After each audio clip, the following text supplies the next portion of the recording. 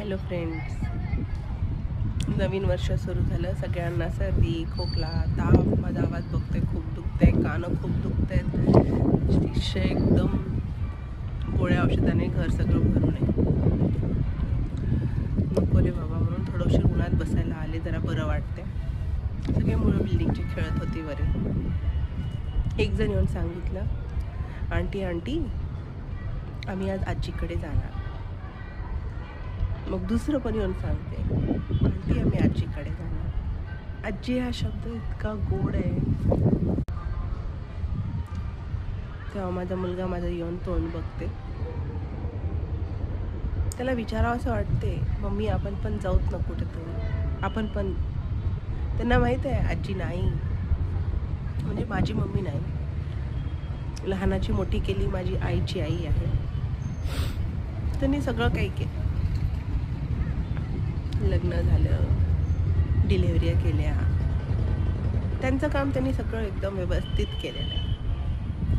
लग्न करून दिल्यानंतर नवरासुद्धा 101% सगळं काही, कशातच कमी नाही होत देत. सगळं भरपूर सगळं दिलेलं आहे. पण कुठं ना कुठं मुलांना, मला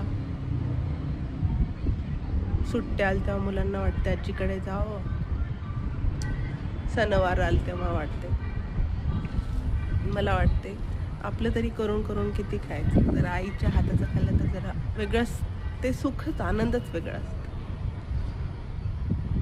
असं मला वाटतं. कधी कधी बरं नाही वाटत असं. आई फोन केली, त्या मानानं मी खूप लकी आहे की मला आजी फोन करून विचारते, बोलती. कधी माझं मन खराब असेल तर तिचं लगे फोन येते, काय झालं, तुला बरं वाटत नाही का. सगळं कळते, सगळं समजते. आणि सगळे आहेत, असं नाही की कोणी नाही, तसं काही सगळे आहेत.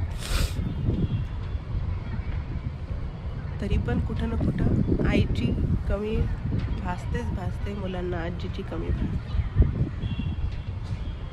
त्यांना खूप काही विचारा वाटते, पण मुलं एकदम समजूतदार असल्यामुळं तेवढं काही वाटत नाही. चल एकदा मम्मी सांगितली, ठीक आहे, मम्मीला त्रास नाही द्यावा, तिला दुखते जीव, म्हणून त्यांनी शांत बसतात. पण अशा सणवाराला, कोणी गावाला जाऊन आलं की जे आनंद राहते ना, ते माझ्यात नाही. माझ्यासारख्या किती मैत्रिणी असतील,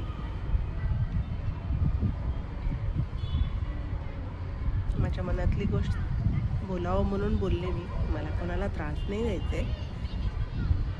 पण मम्मीची गोष्ट वेगळीच असते, नाही की आई आईच असते.